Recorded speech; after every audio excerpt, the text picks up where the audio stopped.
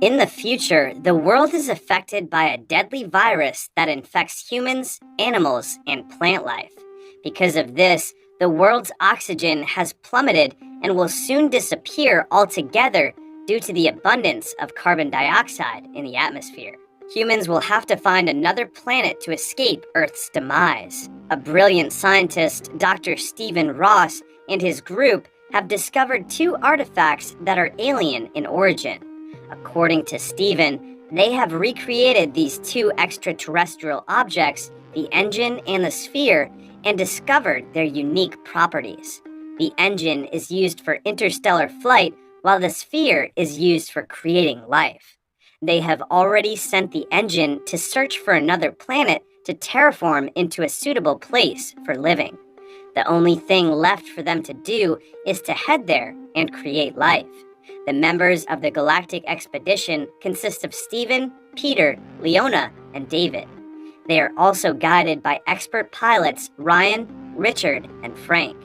Together, all of them will head out into the solar system known as TESS, finding the right planet and create another Earth. On the launch day, Stephen's girlfriend, Amy, tries to catch up with him. But when Amy arrives at the station, she is already too late. Much later, while the ship is en route to where they are heading, Peter and Stephen check the engine before they travel through a wormhole. Peter is thinking about the object's origin, theorizing that it must have been a remnant of a lost advanced civilization.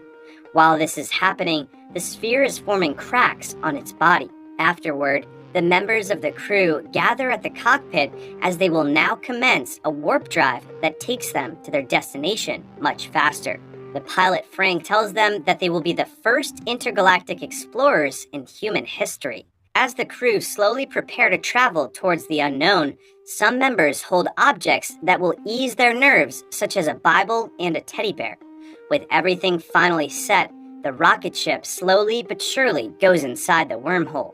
However, the system reports a critical error while going in, and all of the crewmates fainted due to the travel. A while later, the ship successfully manages to come to the other side of the wormhole. Stephen and the rest all wake up to see that they are in front of a blue planet. Yet, instead of reaching TESS, they have gone to a different solar system, confusing them. For this reason, Stephen tells Peter with anger, who is supposed to check if the engine is operational, that he is relieved of his duties until further notice. Stephen believes that the mission has already failed and that they have doomed Earth. Despite knowing that he has checked the engine properly, Peter complies with the captain's wishes. Much later, Stephen somberly looks at the picture of Amy. He later asks the pilots if they can come back to Earth. The pilots reply that as long as they do not know where they are right now, they cannot go back. While checking, the ship's system spots an unidentified object approaching the ship. The unidentified object is actually Peter's lifeless body floating in space. Sometime earlier, against Stephen's order, Peter went inside the engine room to check on it, but now is dead due to unknown reason. The crew members conclude that Peter must have ended his own life after realizing his mistake with the engine. But Leona does not believe that Peter will do this because she has known Peter for 8 years. Still, Stephen tells her not to cry for the man who almost ruined humanity's chance of survival and goes back to the cockpit. David then shows him the data of the blue planet in front of them. Upon seeing the data, Stephen concludes that they are lucky because the planet is Earth-like as well, and for exploration all they need are breathing masks. Because of this, he thinks that the sphere can be used here as well, and orders Ryan to prepare for the trip toward the unknown blue planet. The pilots Ryan and Richard disagree with his command because they still have not examined the planet. But despite the great risk, Stephen demands that they should go to the planet. Therefore, even though the rest of the crew disagrees, they continue the mission via a small landing spacecraft. Only Richard is left behind on the main ship, and he is there to guide the crew to the planet. While reaching the planet, the crew suddenly encounters a great storm which was not there earlier. Because of this, they are forced to improvise. To at least alleviate the impact of their crash landing, they are compelled to remove one of their fuel tanks. Afterward, their ship crashes to the rocky surface of the planet. As everything fades into black, Steven has a brief flashback about Amy back home. There, he gave his girlfriend a fragment of the sphere as a symbolic testament to his love for her. But later, when Steven had just learned that Amy is having a baby, his girlfriend insisted that he should stay with her and their baby since she was already developing a vaccine for the virus. But Steven told her that he had to save Earth. It was here that Amy told him that he is only trying to save humanity so that he can be hailed as a savior and as a god, and threw away the fragment of the sphere that Steven gave to her. Back to the present, pilot Ryan asks Richard about the status of their landing ship. Richard replies that there is no major damage, although they do not have enough fuel to return to the main ship. Leona, who has just entered the room, comments on her frustration about having no means to return, but Steven tells her that they're on the planet to stay anyway.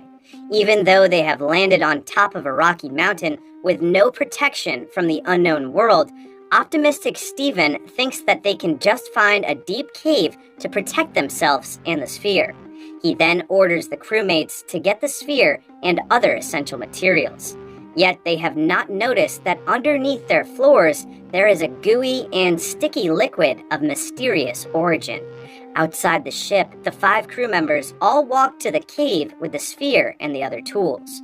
There, after finishing installing the sphere and other essential devices for the mission in the cave, Steven gives a brief speech about their success in finding a new suitable planet. Leona comments that Peter should have been here to see this because he had worked hard for the sphere's creation. Ryan then tells the crew to return immediately because their task is done for now.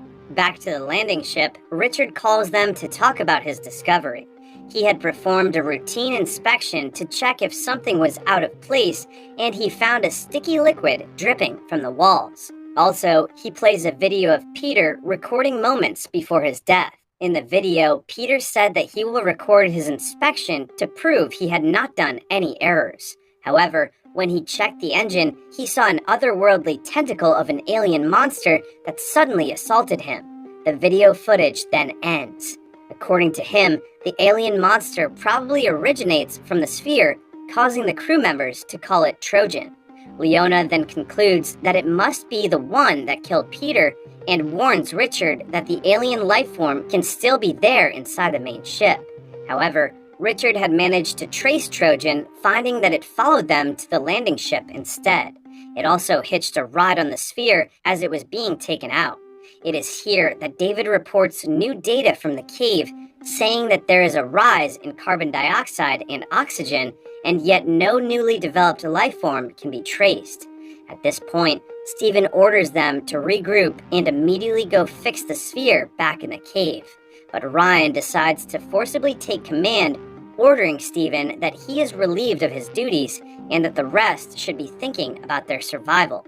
When Leona tells Ryan that only Steven knows how to handle the sphere, he replies that Steven has not been honest regarding the monster coming from the sphere. If they had known about this, they would have treated the sphere differently. Also, Peter could have still been alive right now. Ryan demands to play the video from the cave, which shows that Steven had seen an anomaly earlier in the cave, but decided not to tell anyone about it. Steven then asks David to join him back to the cave to readjust the sphere's settings. David does not want to go against Ryan's orders, but he gets convinced by Steven when he tells him it is for their dying planet. As such, the 2 scientists head out to the cave.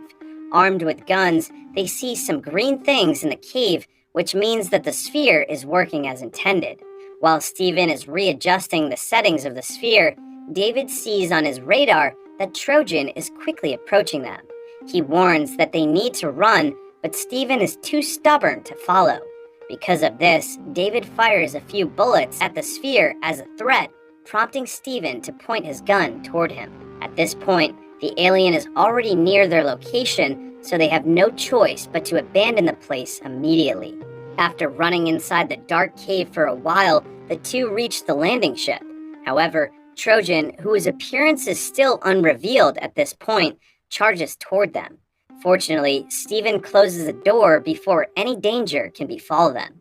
Right at the door, Ryan confronts the two for disobeying his orders.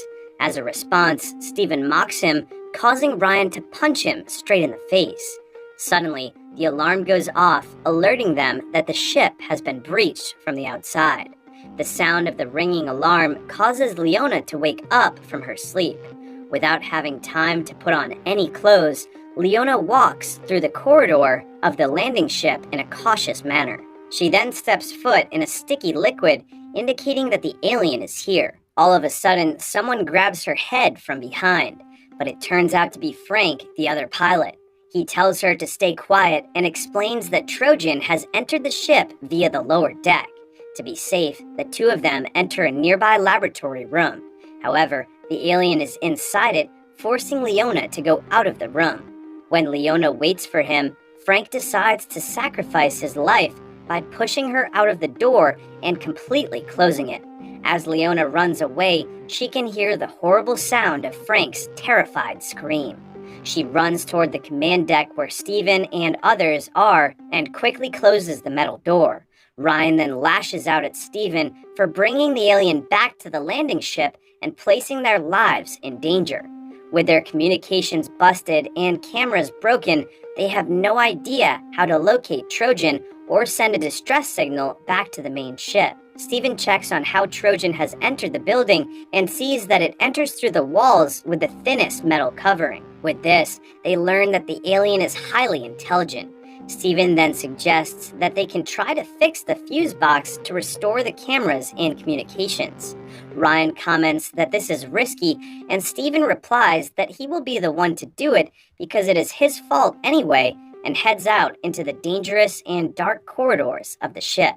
After successfully fixing the cameras, David tells Steven to come back as soon as possible because Trojan is approaching his location.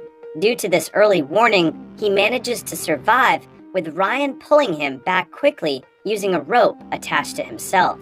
After the rescue, Steven looks at him with disdain, probably because he still hates him even if he saved his life. When Leona asks what to do next, Steven devises a plan that will play out like a bullfight. Here, they will lead Trojan outside through the main corridor and subsequently lock the doors behind it. Once outside, they will attempt to destroy the alien monster by burning it with their engines. In this dangerous plan, with Steven acting as the main decoy, Leona and David will each be in charge of manually opening the airlocks and the air hatch in the lab. Then Ryan will lure him to the main corridor. And so, they execute this plan to perfection. However, when Trojan finally gets out, the engines cannot start because the alien is intercepting the system's connection. Leona then immediately comes outside to fire at the alien monster.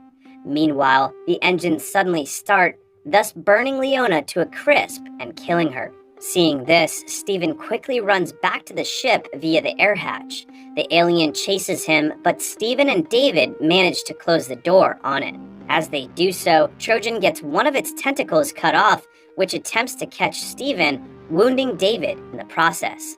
Later, Steven is studying the alien's tentacles inside the lab to understand how it functions and how it infects David, who is resting due to his wound. He discovers that the tentacles have the same material as that of the sphere. Also, the bacteria that infected David has a strong defense mechanism, and his blood now holds the key to developing a vaccine against the virus back on Earth.